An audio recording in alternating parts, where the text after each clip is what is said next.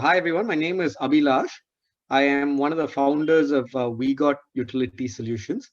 We are an IoT-based water management startup that's based out of Chennai. I mean, everybody knows that Chennai is running out of water. It was in the news a few years back. And it's not just Chennai. I mean, actually, we know that the world at large is running out of water. This is a message from Niti Aayog, which said that by 2030, we will only be able to meet half the demand. So when you think about the water problem as a whole, there are only two ways you can go about solving this. Either you increase the supply or you reduce the demand. And this is exactly where WEGoT focuses its energy on with its IoT solution. Right? And I very consciously tell you IoT because that implies that there are two components to this. There is hardware that collects data, and then you take this hardware, you take the data from this hardware and you apply it in an application or a software to give you real-time insights. So I will talk about both these innovations and why what we're doing different. So what you see on the left of the screen is a traditional water meter. This has been around for 50, 60 years. And how it normally works is water will pass through. You have a turbine that rotates, and then there is a counter on top that tells you how much water has passed through. But it has been globally acknowledged that by utility companies that there is almost a 30% loss in revenue because the data that comes out of these devices are not very accurate. The reason for the inaccuracy are threefold. The first is in your plumbing line, you have both water and you have air as well. Therefore, when water passes through or air passes, the turbine will rotate, and therefore your data is not accurate. So that is the first reason for inaccuracy. The second is water also flows backwards. Let's say you close a tap, there's pressure from water flows backwards. Now the counter does not go backwards. It works like your odometer in your car. It keeps going only forward. So what this means is when it goes back and goes forward again, you're getting counted for the same water multiple times. So again, your data is not accurate. And the third reason is when you have very low flow, that is not enough velocity to turn this turbine. So again, your data is not accurate. So this is the first challenge that we identified. The second challenge is it also requires, once you put something in the path of water, it reduces the flow rate, reduces pressure at the end of it. So that was another design problem that we identified with the traditional meter. The third thing is it requires a lot of human intervention. Let's say you live in an apartment. It can be used anywhere. It can be used in apartments, commercial buildings, anybody who uses water. But I'm just giving you an example. Let's say you live in an apartment and there are 3 points per house and you live in a 100 apartment community. That's 300 points that somebody has to go into the shaft or the duct area, get reading, then manually record it offline in books. Or in large factories, it's such a widespread area that people don't do this, or it's not happening in real time. So that is another design parameter that we identified. The next problem that we identified was if you take a magnet to it, you're able to also tamper with this reading. And because there are multiple moving components, it requires periodic calibration every once a year or so. So we identified this as the design problem to solve. And then we've built a device. What you see on the right-hand side of the screen is the device that we've built. So first thing you'll notice is there is no counter on top. We're sending out a very strong message saying, hey, nobody needs to come to this device. It will all come to you remotely on your mobile phone in real time. So if you don't have a counter there, there's no reason to go there, right? Then the second problem we solved is with the accuracy. So we then built India's first ultrasonic water sensor. So when I say ultrasonic, it automatically implies that it uses sound waves. So what we have is at each end of this device, we have a piezo element which sends out ultrasonic waves. We know the thickness of the pipe, we know the distance between these two ends. So we calculate the time difference in nanoseconds, and this will give you the exact volume of water. We've also got it certified by FCRI, which is Fluid Control Research Institute of India, which has been certified that we'll get over 98% accuracy at a 1 drop level. Now, all the challenges that I spoke about with the earlier thing, like reverse flow, it's not a problem because when I go from forward to backward, the time difference is positive, and it goes backwards. When it goes from point B to point A, it'll become negative. We'll subtract that out and give you true flow. The next part of it was airflow. Now, air will just pass through. We will not track that. And accuracy, I've just indicated that we'll get over 98% accuracy. It cannot be tampered with. I get information every minute, and if it stops sending some information, I will automatically notify the facility team as well.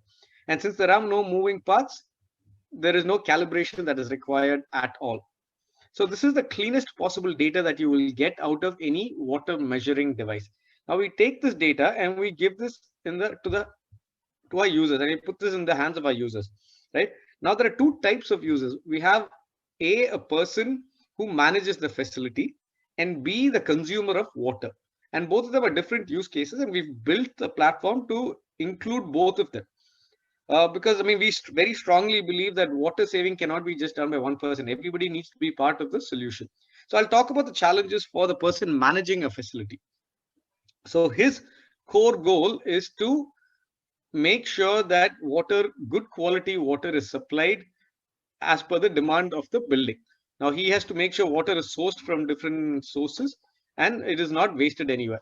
So keeping this as the core requirement, we've built this platform where I know now in any buildings, typically there are 5 sources. You get water from tankers, you can extract water from borewell, you have municipal water supply, you have recycled water, STP recycled water, and you have rainwater.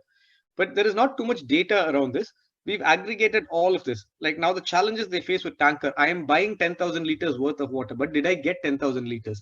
Or I get an invoice for 100 tankers. Did 100 tankers come or only 80 tankers come? That's one problem that we are solving. How efficiently is the STP working? What is the output of the STP that is going to flushing, that is going to irrigation, that is going to cooling? So all this is tracked, and how efficiently the STP is working. Same thing with the WTP. What is the input? What is the output? What is the backwash? How efficiently is that infrastructure working? How much is there in your overhead tank? How much is there in your underground sump? All of this information is captured in real time so that you're able to see this. And if there are any exceptions, we detect leakages as well, and we will notify you. You also have the ability to remotely shut this off from your mobile phone. The last part of it is the billing and payment. See, with electricity, we are very careful, right? We turn our ACs off automatically. It's subconsciously programmed into us because we have a bill to pay. Otherwise, it'll become very expensive at the end of the month, right? But with water, we don't have that. Typically, it is just a flat rate, right? And there's not as much consciousness because water is perceived as a free commodity. But that those times are going away because with rapid urbanization and there's such large scale water shortages across residential, commercial, and industrial sector, water is going to become a very pricey commodity, which is not easy to come by. Right. So the billing, each person will get billed for their own usage. Each person will also have to make payments that can happen through this platform itself. So this is for the facility manager. As far as the user is concerned, every user will get an app. So you know exactly how much you are using. You know what your demand is, what your peak demand is, what your minimum demand is. If there is a leakage, you will also get that notification. Your individual bills, you'll start paying for yourself as well. You'll have different types of trends that is available to you. You will have, see, the first thing is data. Like if I walk around this room and ask people, how many liters is your shower? How many liters the maid use? What is your Monday usage? None of this is information that we have. Once we've started collecting this, we've seen that people reduce their usage up to 50%. That is the amount of water that we have saved. And finally, we're also adding gamification in. By nature, we are very competitive, right? So if we tell somebody, hey, you know what, if you are the top saver in your community, or if you're a multi-facility property, like let's say Infosys, right, the top saving Infosys will get benefited. We're able to run those kind of programs as well, where people will compete to start saving water. So this is the impact of what we've done. We've saved over 3 billion liters. We currently manage more than 30,000 homes and about 30 million square feet of commercial real estate.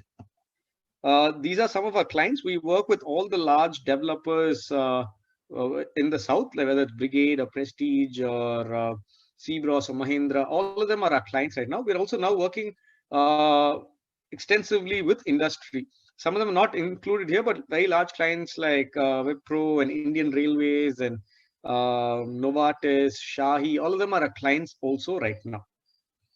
I'll also talk about 3 quick case studies to see how this has impacted specific properties. So this is a commercial property, a 2.5 lakh square feet property, which was buying 56 tankers before we started implementing the solution. And within 3 months, it has now come down to 26 tankers. So you can see that we've detected 224 leakages, right? And each of these leakages was an average of 865 liters that was getting wasted. So that is something that we've identified. Lots of times it's not just leakages. Sometimes people press the flush down, water keeps going, you don't close the tap fully. The infrastructure is not working well enough. So there's a whole bunch of data that we provide. That's how they've come down to this. This is a use case in the residential segment. This is an 80 apartment community which is spending 1,60,000 rupees per month. On average, that came up to 2,000 rupees or so per month per apartment. Within 3 months again, or maybe 4 months here, it's come down, and this is in the middle of summer, right? Feb, March, April. It has come down from 1,60,000 to 75,000, or 930 rupees average per apartment. What we also found out over here was, okay, we save water, we save the cost of water, but we also save the electricity required for pumping and for treatment. And it also reduces the wear and tear of all the equipment that you use, and therefore it saves on your maintenance cost as well. This is a use case in the industrial segment. This is a very large engineering company, over 30-acre campus. They were buying 1 lakh, they were buying 163 tankers. This actually, as of last month, this has come down to about 80 tankers right now. And we give them insights about per capita. There's so much micro details that we give them that has helped them reach their sustainable levels. A lot of large companies have mandates to become more sustainable and net zero. We help them with real-time data. So these are 3 use cases. We've been recognized by a lot of agencies across the country, like CII, like FICCI, including by the Prime Minister himself, for developing the solution. So one thing I've left out so far, so everybody says, okay, hey, all this is good, but how much does this cost? So we've also innovated on the business model. We give the product away for free. We don't charge for the product. We only charge for whatever the labor cost is. The plumber has to come fix it, electrician has to come fix it, programming it. Only the installation cost we charge, and then there is a monthly subscription. Each segment has a different pricing. For the residential segment, it starts as low as 150 rupees per house per month. Commercial properties typically are about 20 paise per square feet per month. Industry is, you can't pigeonhole industry because it's in all sizes and all different variations. So that we will do a survey and we will tell you, but it's relatively inexpensive even for industry, which is why we're growing very rapidly in the industrial sector.